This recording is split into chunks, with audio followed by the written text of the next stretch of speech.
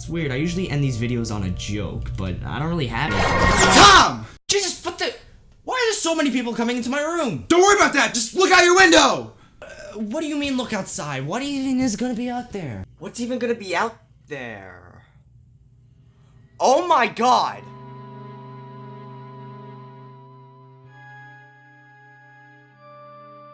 What the Why do you look like that? Do you like it? I stood here for like a year and a half. He took a long time. A hairstylist came in and did this, so, by the way. Oh. No, I like it. Thanks. Okay. What the fuck? I know, it looks bad. What the fuck? Why is that up there? Where did you come from? Why'd you come through a fucking vortex or whatever? Why is this happening to me? I don't know what you're talking about. Bull fucking shit. Maybe you should calm down. What do you want? I come from the future. I asked what you wanted, not what your backstory was. What do you want me to do with this? We need answers to figure out how to stop that. You know, I'm sick of this. All this magic shit, bending of reality. You know, this was all fun, you know, at one point. But now it's just something that's really been my torture. And yet somehow I still have to rely on it. What? Huh? Oh, I don't know what you're talking about. Oh, nothing. Yeah, no. I'll get to this. I'll play the game. Oh, good. You have me with it for a second. You know, it's funny. I actually was gonna play it regardless if you showed up or not. Oh, really? Yeah, but there's a lot of pressure now due to the whole situation. Yeah, well, I'm not sorry, even a little bit.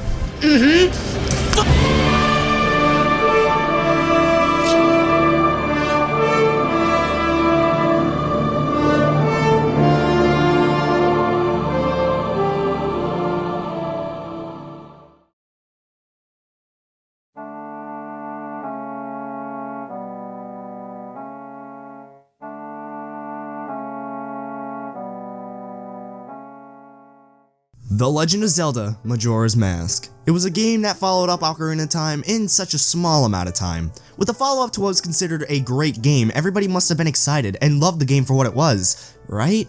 Well, I can't say people were excited. I can say that people weren't fond of the changes that Majora's Mask had to offer. And while I've owned the game since around the 3DS version release, I never got far enough to see what those changes were.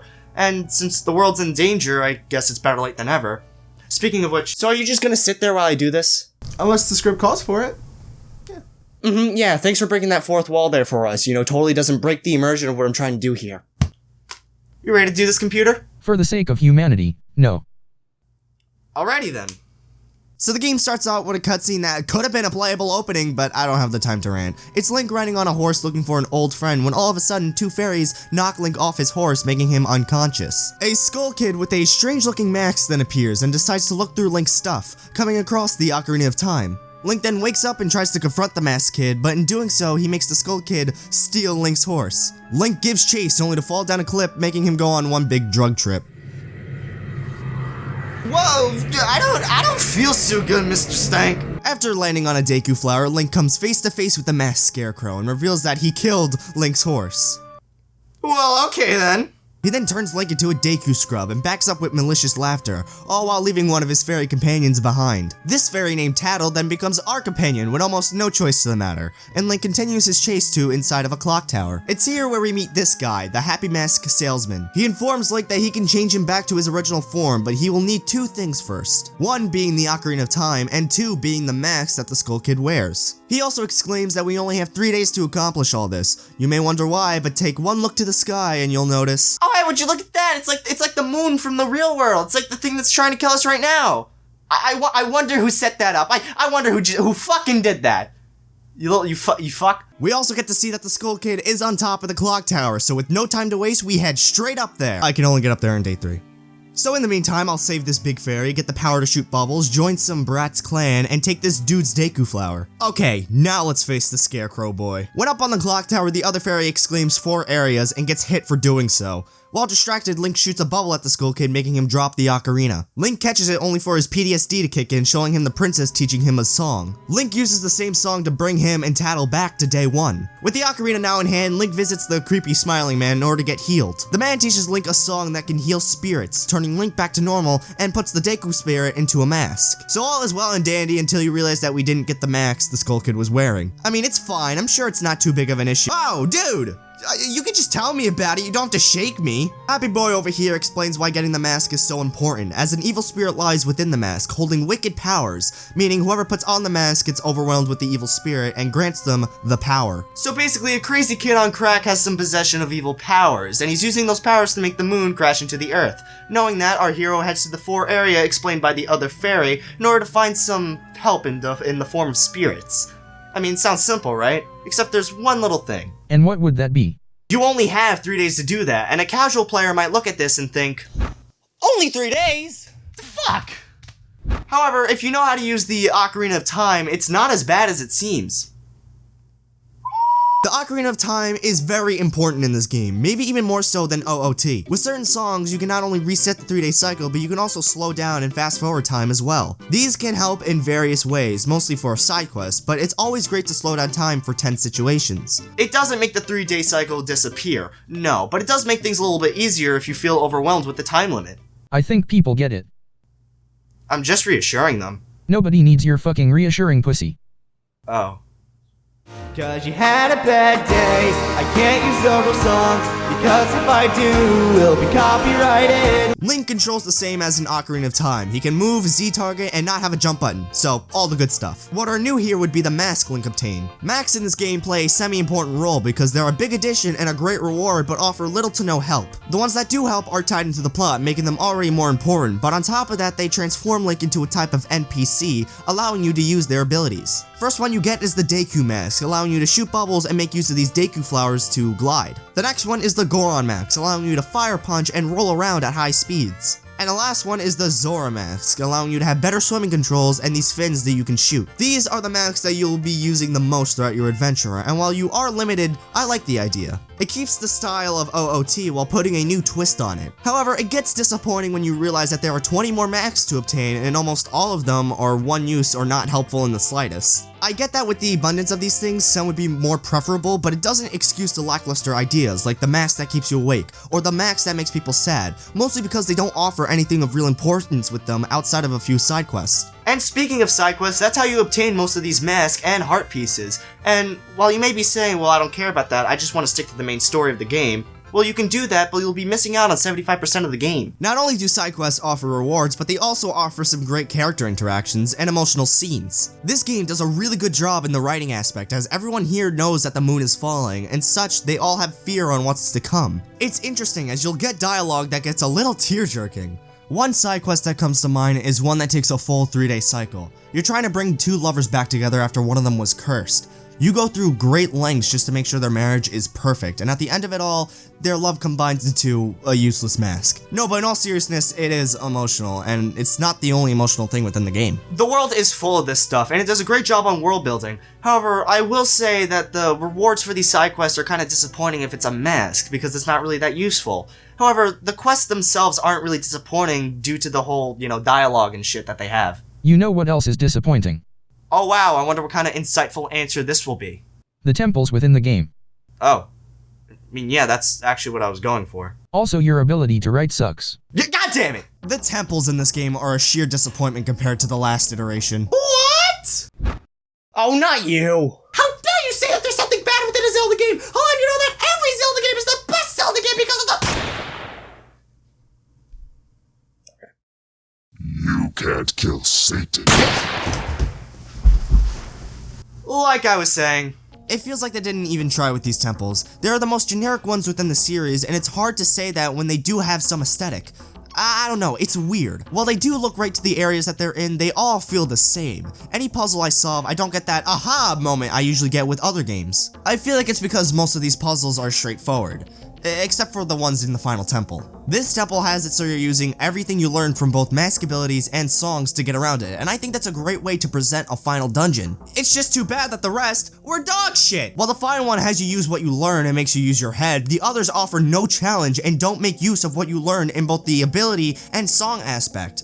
In fact, the songs are mostly just used to get into the temple and aren't really used to get through it. So what you think works as this thing of all importance instead acts as a one-use key, never to really be used again. I don't know why it's such a rinse and repeat for almost all 3 of these dungeons. Speaking of rinse and repeat, there's actually a side quest you can do for each dungeon. And it's the same one. Every fucking time! When you go through a dungeon, there's a little side quest where you can collect stray fairies. These are needed to interact with a Great Fairy, in which she will reward you for doing things like a Deku Bubble or a defense upgrade. Normally, I would praise a feature like this if the stray fairies weren't in the dumbest places. These things are hidden like a motherfucker, to a point where it's almost pointless to even try to obtain these things. The rewards are nice, but they are by no means a game changer, except for maybe the last one, where you are given the Great Fairy Sword. It sucks because the dungeons in these games usually offer great challenges and make the experience of exploration more prominent.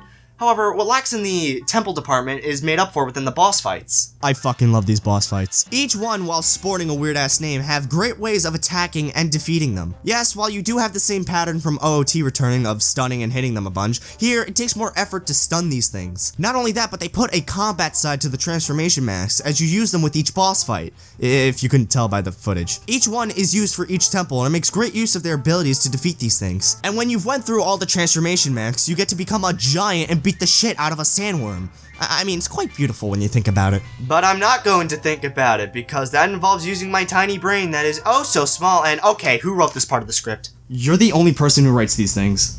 Don't question the flaws within my writing. But anyway, with that, I want to get back to a point I made earlier with the fact that there's only 4 dungeons. Since there are only 4 dungeons, that means there are only 4 heart containers, making heart pieces way more important. While in older games, you can get away with only going to the temples, here, in this game, it's better to go after some of these things as they're not only easy to obtain, but they can help you in the long run with holding on to your hearts. Not only that, but there are over 50 of these things, so they are quite abundant. I just want to get that out of the way before moving on. Your structuring is just brilliant. You know, for a computer with a monotone voice, you're very sarcastic. And for a guy, you look very girly. You take that back! Now, I've been comparing this game to Ocarina of Time, the things that work and the things that don't work. But if there's one thing that this game does 100% better, it has to be Termina Field. While you don't have a lot to do, everything is more tightly compact, making traveling not a pain in the ass. I'm able to get to each area quickly, whether on foot or on horseback. It makes me happy to know that my game time won't be doubled just by the setting alone. But with that, I think that's everything I got out of the way. Are you still just sitting there? Yeah, I thought so. Do you have any witty dialogue, computer? You're gonna die a lot. Yeah, I know. So you've gotten everything you want to do out of the way. It's now time to face the Skull Kid. You go back up to the clock tower and get a familiar cutscene, but instead of shooting bubbles, we call our spirit friends to not only hold the moon in place, but to also knock the Skull Kid out. And it's done. The fairies reunite, the festival continues, and the world is safe. Psych! The Max becomes sentient and then possesses the moon. Well, ain't that just a load of family-friendly channel. Of course, being the hero, we go into the moon and find out that it's quite nice in there. There's a field and a tree with small children running around. I mean, it's great. Now, you can talk to these said children to trade some masks in order to play a game of hide and seek. It may sound dumb, but you want to do this. Now, the game of hide and seek just basically has you going through a mini version of the dungeon the child corresponds to. When you find them, they'll want more masks, and trust me, you want to do this. When all the children are gone, it's time to talk to Majora, where he says he too would like to play a game. The game he wants to play is good guys versus bad guys. And here's where things start to make sense. All along, this was just a game to the Max, you know? He was just doing it for the fun of it.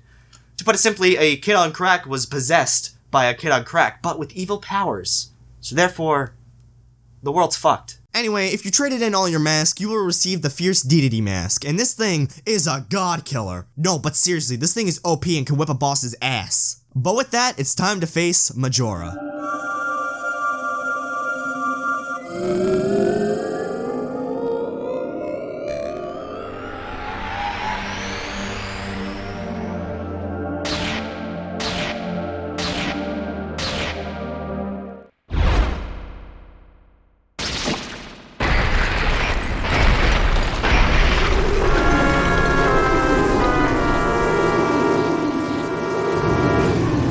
Ew, it has fucking tentacles. This is Majora's mask. All you have to do is wait until he attacks, dodge it, and then follow it up with a counter. After a couple of hits, the mask of the temples will aid Majora, so take them out and go back to Majora, where he has switched things up. He now just attacks you with the beam, so all you have to do is reflect it back with the mirror shield.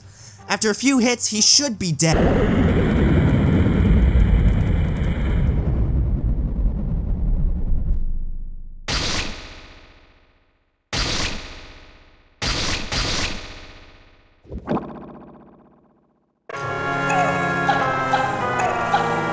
What in the living fuck? This is phase 2, and believe it or not, I have no clue what's going on. He dances around doing the moonwalk and an Irish jig. All you have to do is hit him, and it's not that easy to do either. But I think now he'll finally be dead.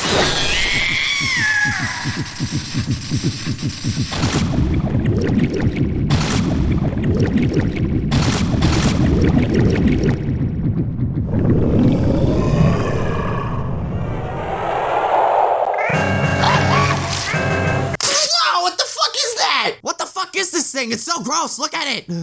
It now uses whips, and you'd think it would be harder, but if you use the light arrows, you can have an easy time with him. After a few hits, he finally dies. For real this time, there's no more transformations. The moon starts to not feel so good, and Link awakens to the sight of the spirits who helped him. The Skull Kid is turned back to normal and feels the guilt of his doing. The Happy Mask salesman receives his mask, claiming that there's no more evil that resides within it, and Link and Tattle say their goodbyes before Link rides off with Tattle giving her thanks. We then get to see through the credits all the people we've helped out, and it's really nice. And that was The Legend of Zelda Majora's Mask. Probably one of the hardest videos I had to write, and then rewrite twice. But really, through all this, I learned one thing. This game did way better than Ocarina of Time. Look, I know it's not a popular opinion, but I do feel that this game was better than Ocarina of Time. While the game does break and disappoint some older Zelda tropes, it makes up for that by trying to be its own thing, and I love that. It feels refreshing, and not only that, but the writing in this game is great, and I feel like everybody should try it out. If you do get this game, get it on the 3DS, preferably a new system because of the added features, and overall feel has improved with these generations. So much so that I even got a copy of Ocarina of Time 3D. It's weird, this game didn't have the Master Sword or Zelda in it, but yet it still did some remarkable things both within the gameplay and storytelling department. I think it's a great example on how you don't always have to stick to tradition when it comes to your medium. But with that, I have to go save the world. I think I know what to do. Oh, do you now? We need to get inside that moon and confront who's doing this. How do you plan on getting up there? I think I know a way. Hey! What the hell is this? I'm sorry, Tom, but I'm under his control now. You know, I'm disappointed in you, computer. Not because you betrayed me, that was bound to happen, but because you forgot about one thing. And what would that be? My foot. Okay, what the hell was... What the... You shouldn't be surprised. Why else do you think I was here? To help you? I mean, yeah, that's kind of what you were building up to. Why would anyone want to help you? You're the fucking idiot who woke me up from my sleep. Pulling out that Master Sword was probably the dumbest thing you could have ever done. Well, it's joke's on you, because I forgot where I put that sword. Fuck. Wow. You really are fucking stupid. I wasn't finished. I might not know where the sword is, but I always stay loaded. What? Son of a bitch.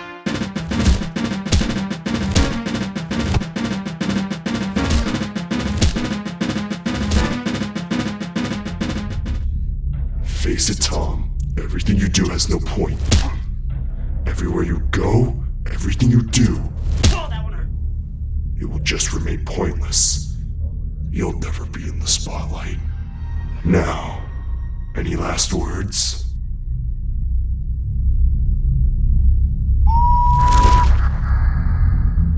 Sup, motherfucker? Ah, yes, my old friend Brent. To be honest, I didn't think you were still alive. To be honest, I forgot that you look so poorly constructed. What? I mean, look at you. Your mask looks like it was made by an incompetent 5-year-old. It's that bad. I'm gonna kill you now. Not if I kill you first. I've had enough. It all ends here.